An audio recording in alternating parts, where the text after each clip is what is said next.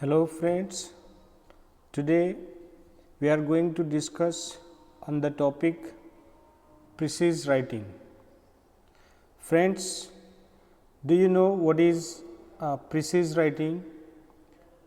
Precise writing is like summary writing, that you have written a summary or one third in your previous examinations, but there is a short difference between writing a precise and writing a summary. Let me tell you about how to write precise. Okay? So, we have a question for 5 marks in our board examination about writing a precise. So, let me start. See, first of all, here we discuss what is precise. What is precise? See, precise is a small miniature of any article or writing that gives only the absolute main point of that article. See, what is precise is a small miniature. Friends, do you know what is miniature? Miniature means very small of its kind. मराठीत आपण त्याला सूक्ष्म असं म्हणतो, लहान किंवा सूक्ष्म. So, precise is a small miniature. It is a small or a short writing of any article or writing. Means, suppose you have a paragraph to write a precise. So, in precise we write it in a short. How to write a precise means we do it in a short, keeping in mind the main point of that article. Okay. Now, here we know what are the hints for writing good precise. Hints for writing good precise means there are some rules that we have to understand when we want to write a good precise. Now, let us see what is first. What is rule number 1? Read the given passage carefully and try to understand it. So, see what is first? The first, read the given passage carefully. म्हणजे सगळ्यात अगोदर आपल्याला जो passage दिलेला आहे precise रायटिंगसाठी तो passage आपल्याला अतिशय काळजीपूर्वक वाचावा लागेल. And try to understand it. आणि तो फक्त वाचायचाच नाही तर तो आपल्याला वाचून समजायचा सुद्धा आहे. म्हणजे first thing that we have to read the passage very carefully and understand it. You may have to read it several times to have a complete grasp of the subject matter. Grasp of the subject matter. बघा, कित्येकदा आपल्याला तो passage जो आहे एकापेक्षा जास्तदा वाचायची गरज पडू शकते. To have a complete grasp of the subject matter. म्हणजे ग्रास्पचा अर्थ होतो आकलन, अंडरस्टँडिंग. तो पॅसेज जो दिलेला आहे त्या पॅसेजचा सब्जेक्ट मॅटर म्हणजे विषय, ज्याला आपण आशय सुद्धा म्हणतो, की त्या पॅसेजचा आशय आपल्याला चांगल्या पद्धतीने समजायला पाहिजेत. म्हणून होऊ शकते की जर एका रीडिंगमध्ये जर तो पॅसेज आपल्याला समजत नसेल तर maybe we have to read it several times to understand the passage. Do not start writing the precise unless you have understood the given passage well, the point you remember. म्हणजे तोपर्यंत आपल्याला तो passage लिहायचा नाही आहे, म्हणजे precise लिहायला सुरुवात करायची नाही आहे जोपर्यंत तो पॅसेज आपल्याला पूर्णतः समजून येत नाही. Means we have to write the passage only when we understand it very clearly. So, that is in our point number 1. See, now point number 2, mark out or underline the main theme of the given piece. While reading, ज्यावेळेस तुम्ही ते वाचत असाल, you have to do one thing that mark out or underline. म्हणजे तुम्हाला काय करायचं, underline the main theme of the given piece. म्हणजे जे तुम्हाला पॅरेग्राफ दिलेला आहे त्या पॅरेग्राफमधले जे मेन थीम आहे किंवा मेन पॉईंट्स आहेत ते मेन पॉईंट्स आपल्याला अंडरलाइन करायचे आहेत. And its subordinate ideas and arrange them according to their relative value, importance and sequence. And its subordinate ideas म्हणजे मुख्य मुद्दा आणि त्या मुद्द्याशी संबंधित ज्या काही महत्त्वाची म्हणजे सबऑर्डिनेट ज्याला आपण म्हणजे त्याच्याशी रिलेटेड असलेली जी मुद्दे आहेत ते मुद्दे आपल्याला काय करायचे आहेत, अरेंज करायचे आहे किंवा अंडरलाइन करून ठेवायचं आहे. With according to their relative values, importance आणि सिक्वेन्स. आणि ती मुद्दे लिहित असताना त्याचा सिक्वेन्स म्हणजे क्रम, त्याचा जो क्रम आहे, त्या मुद्द्यांचा जो क्रम आहे तो व्यवस्थित लिहून ठेवायचा आहे. Means that we have to know and underline the important and sub important details. That is in the second point. Now third, do not give your personal comment and view on it. That is important. When we write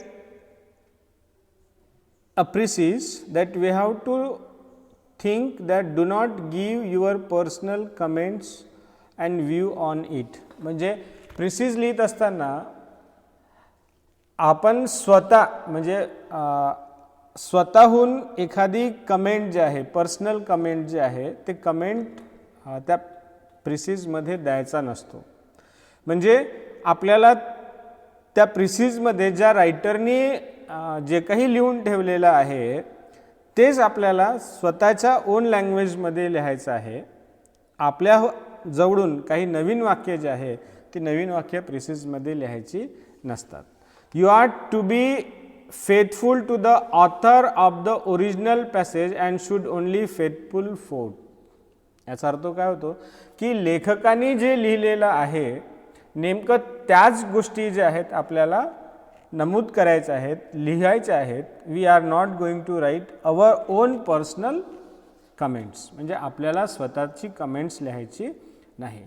what he wants to convey म्हणजे लेखकाला जे म्हणायचं आहे त्याचंच म्हणणं जे आहे ते आपल्याला लिहायचं आहे. स्वतःचे जे कमेंट्स आहेत त्या कमेंट्स लिहायचे नाही.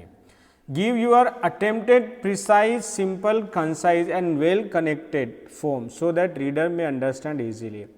एक प्रिसाइज लिहित असताना या गोष्टी महत्त्वाच्या आहेत. एक प्रिसाइज, एक सिम्पल अँड एक कन्साइज आणि एक वेल कनेक्टेड. म्हणजे जो प्रिसिज आपण लिहिणार तो प्रिसिज एक प्रिसाइज असलं पाहिजे. प्रिसाइज म्हणजे करेक्ट, एक्झॅक्ट. म्हणजे जो आपण लिहितो तो काय असला पाहिजे, exact, accurate to the subject matter. म्हणजे जे सब्जेक्ट मॅटर आहे, जो विषय आहे तो विषय ॲक्युरेट लिहिलेला असला पाहिजे. We must write it in a very simple language that reader may understand it. म्हणजे आपल्याला ते साध्या भाषेत लिहायचं आहे जेणेकरून वाचणाऱ्याला ते समजेल. कन्साइज म्हणजे शॉर्ट, संक्षिप्त. जो समरी आपण जी प्रिसिज लिहितो ती प्रिसिज आपल्याला जे गिवन पॅरेग्राफ आहे त्या पॅरेग्राफच्या 1/3 लिहायचं आहे. म्हणजे we have to write 1/3, that is म्हणजे 100 शब्द असेल तर जवळपास आपल्याला 30 ते 23 शब्दामध्ये ते प्रिसिज लिहायचं आहे, 1/3 करायचं आहे त्याचं. म्हणून कन्साइज रायटिंग असली पाहिजेत. कन्साइज म्हणजे short, brief and well connected, ज्याला आपण लॉजिकली कनेक्टेड किंवा कोहरंट म्हणतो. ती जी लाईन्स आहेत, तुम्ही जे पॅराग्राफ लिहिणार ते एक दुसऱ्याशी प्रॉपरली कनेक्टेड असले पाहिजे. So that the reader may understand easily. जेणेकरून जे रीडर आहे त्या रीडरला ते चांगल्या पद्धतीने समजेल. Now point number 4. Now make out a rough sketch or graph given the main theme and all the ideas in the original passage. एक गोष्ट आपण करू शकतो ते म्हणजे before going to write the precis we can make a rough sketch और एक graph.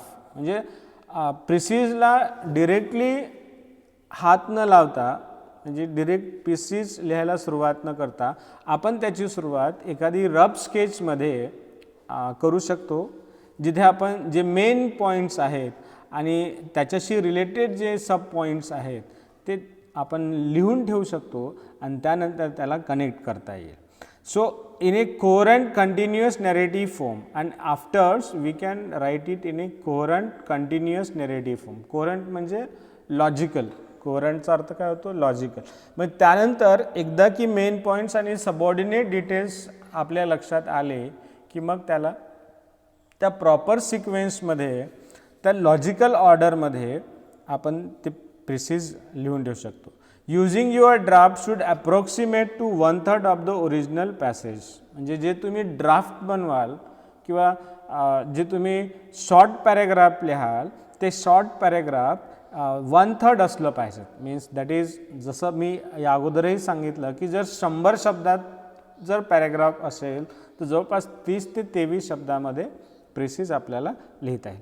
Avoid all superfluous remark. Superfluous means unnecessary, अनावश्यक. म्हणजे एक तुम्ही जो पॅरेग्राफ वाचता प्रिसिज करण्यासाठी त्या पॅरेग्राफमध्ये जर काही अननेसेसरी वर्ड्स असेल म्हणजे मेन पॉईंट्सला किंवा सबऑर्डिनेट सब टॉपिकला सपोर्ट करणारी शब्द असतील and they are not so important आणि ते तेवढे महत्त्वाचे नसतील तर अशी जे सुपरफ्ल्युशियस रिमार्क आहेत किंवा वाक्य आहेत ते वाक्य आपल्याला अवॉइड करता येते.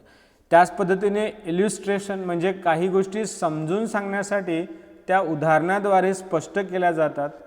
तर अशा वेळेस अशी जी इल्युस्ट्रेशन आहेत, एक्झाम्पल्स आहेत, ती एक्झाम्पल्ससुद्धा किंवा मग कोटेशन्स जे आहेत, जर काही वाक्य किंवा एखादी गोष्ट समजून सांगण्यासाठी जे कोटेशन वापरलेलं असेल तर ते कोटेशनसुद्धा आपण अवॉइड करू शकतो.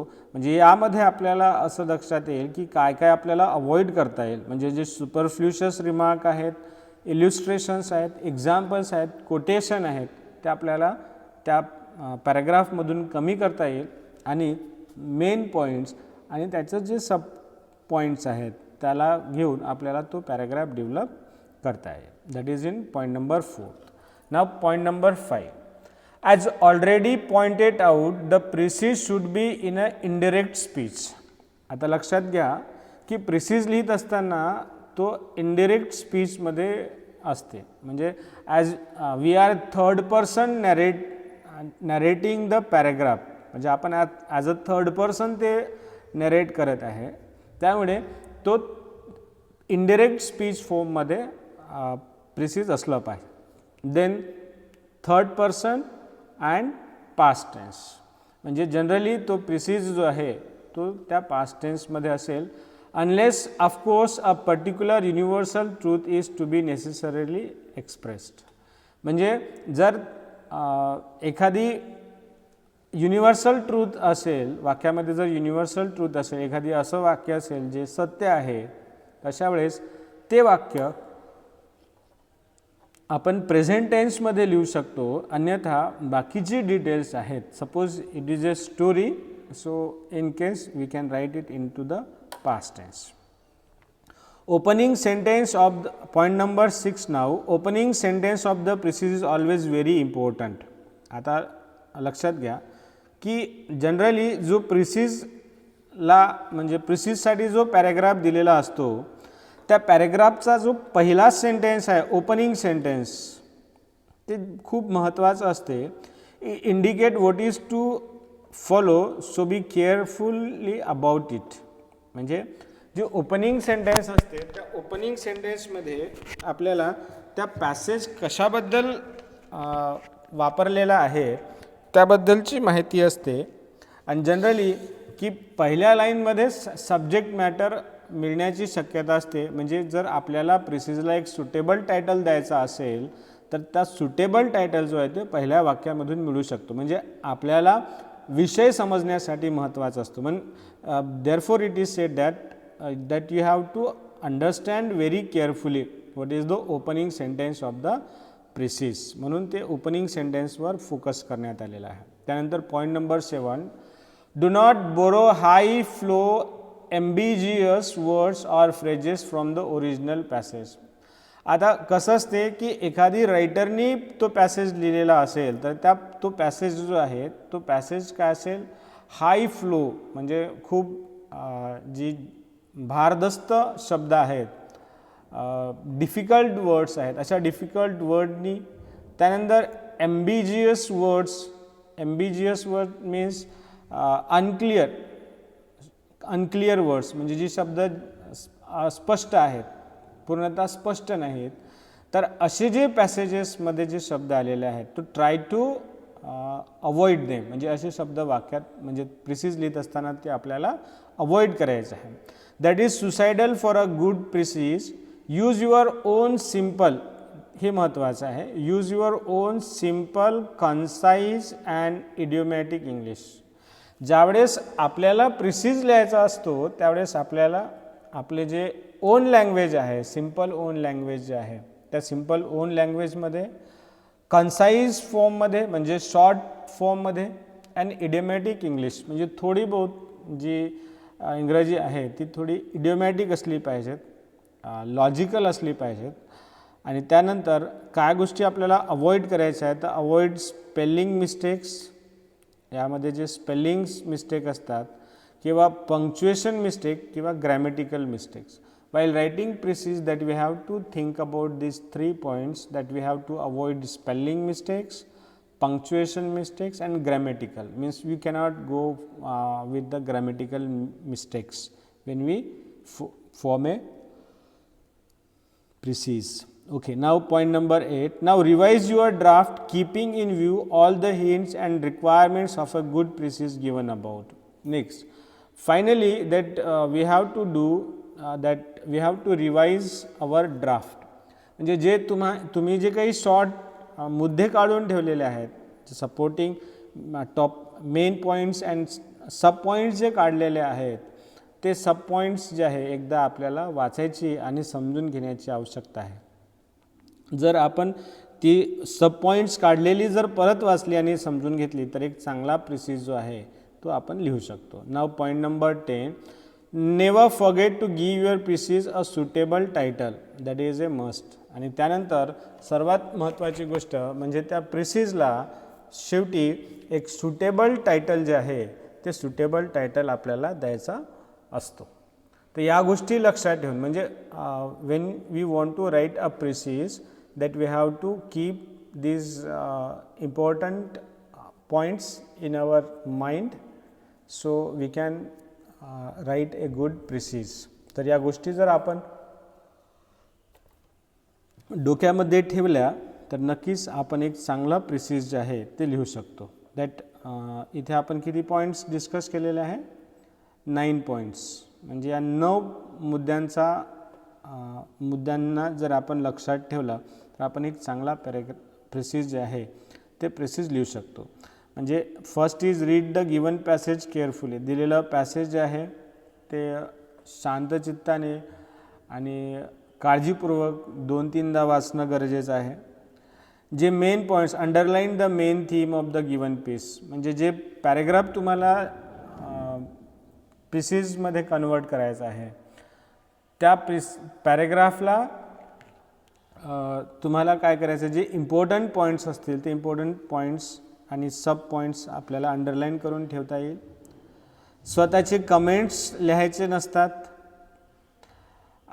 जे ऑथरनी दिलेलं आहे तेच लिहायचं असते. But we have to write it with our own language. जे प्रिसिज असेल, सिम्पल असेल आणि कन्साईज असेल. कन्साईजचा अर्थ असतो शॉर्ट. त्यानंतर एक लिहित असताना म्हणजे पॉईंट्स प्रॉपरली मेंटेन करता आलं पाहिजेत. म्हणून त्याला तुम्ही जे मेन पॉईंट्स आहेत आणि सब पॉईंट्स आहेत त्याचं एक रफ स्केच बनवता येईल आणि ते रफ स्केच बनवून तो पॅराग्राफ आपल्याला लिहिता येईल. ओके. आणि त्याच्यानंतर प्रिसिज आहे ते इनडिरेक्ट स्पीचमध्ये असलं पाहिजे, थर्ड पर्सन आणि पास्ट टेन्समध्ये. जर एखादी युनिव्हर्सल ट्रूथ सेंटेन्स असेल तर ते आपल्याला मेन्शन करता येईल. ओके. वाचत असताना जो ओपनिंग सेंटेन्स आहे प्रिसिजचं, तर ते ओपनिंग सेंटेन्स केअरफुली वाचायचा असतो, कारण की त्यामध्ये आपल्याला सब्जेक्ट मॅटर मिळण्याची शक्यता असते. Do not borrow high flow ambiguous words or phrases. म्हणजे समरी जे आहे किंवा प्रिसिज जे आहे ते लिहित असताना अतिशय सोप्या शब्दांमध्ये इतरांना समजेल अशा शब्दात लिहायचा असतो. त्यामुळे रायटरद्वारा जी काही एम्बिजियस किंवा हाय फ्लो वर्ड्स वापरलेले असतील तर त्याचा वापर करायचा नाही.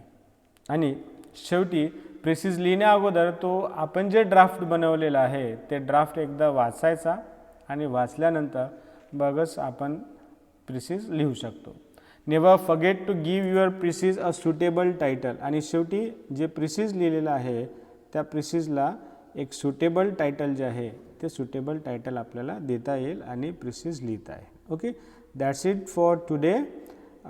The next point is difference between precis and summary, so that we will take in our next class. Till then, have a good day.